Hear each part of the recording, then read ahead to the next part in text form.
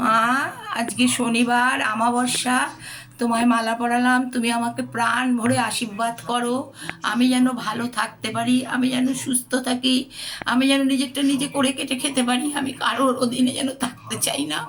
আমি যেন আর কারোর কাছে অপমানিত, লাঞ্ছিত কোনো কিছু যেন আর না হই। ঠাকুর, তুমি আমাকে রক্ষা করো, আমাকে ভালো রাখো, সুস্থ রাখো। ঠাকুর, তোমরা আমায় ভালো রাখো। বাবা, আশীর্বাদ করুন আমি যেন ভালো থাকি। গুরুদেব, তুমি আমাকে আশীর্বাদ করো, আমি যেন ভালো থাকি, সুস্থ থাকি। বাবা, তুমি আশীর্বাদ করো। বুড়া মা, তুমি আমায় রক্ষা করে রাখো, ভালো রাখো, সুস্থ রাখো। জানো, আজকে অমাবস্যা, শনিবার, মাকে মালা পরালাম।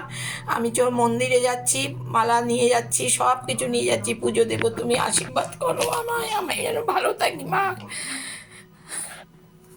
ওর মা, তুমি আমায় আশীর্বাদ করো, আমি যেন ভালো থাকি। ঠাকুর, তোমরা আমায় আশীর্বাদ করো, আমি যেন ভালো থাকি।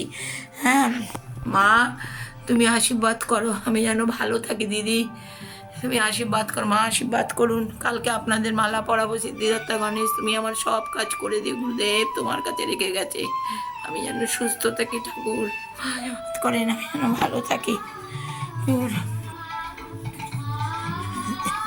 জানো, আজকে তো শনিবার, মাকে মালা পরিয়েছি। তুমি চিন্তা করো না, আজকে শনিবার অমাবস্যা, খুব ভালো দিন। আমি মন্দিরে যাচ্ছি পুজো দিতে, তুমি আশীর্বাদ করো, আমি যেন ভালো থাকি।